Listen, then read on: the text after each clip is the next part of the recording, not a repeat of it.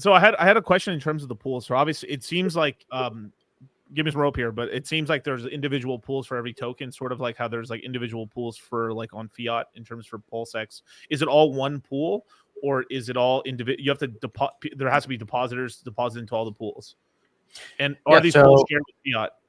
It is like an index, like one of the indexes you can see on PHUX. However, yes, it's unique in the fact that it has target weights per asset, right? Okay. So as you can see, the target weight for Pulse is 25%, right? And it's at 9% right now. And the protocol is going to incentivize you to deposit more Pulse, okay, on a fee-based structure, right? Now, the way this works is you'll have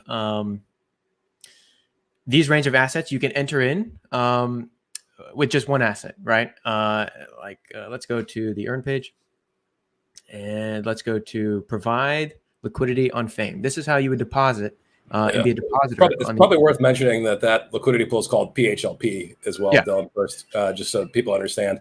The PHLP token is a liquidity pool that is separate from the Fame token. So people that want to provide LP on this platform provide it via PHLP, and they're paid 60% of the platform fees, right? But they're basically taking permanent loss risk that the traders are going to be net unsuccessful, right? So they want the traders to lose. So that's the risk that they take. But what they have exposure to in the meantime is a balanced portfolio of those tokens, and it's basically 50-50. So it's basically 50-50 stable coins and then risk coins. The way that's set up, which is, I would argue, not a bad way to actually invest in on average, right? It means you're never over invested to a sense. And on top of that, you're earning yield. And the yield for PHLP can be pretty, we'll see what it is, but on GMX it's been pretty healthy, I should say. So that's kind of the incentive there. So that's one bet that you can take on this platform. Even if you don't like trading yourself, you may like the idea of taking money from traders and being paid basically an income. With the idea that you think on average they're going to suck, which usually is the case. On average, the traders lose. Yes, on almost all of these platforms. Yep.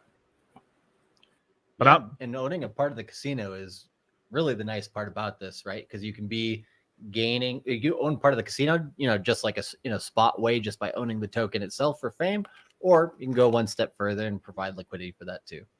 Yeah, and forgot to mention that the PHLP guys, they get exclusively the liquidations, right? So when a position is liquidated, that collateral is given directly to the PHLP guys. So, like for instance, with GMX, Buck said that the yield was pretty handsome.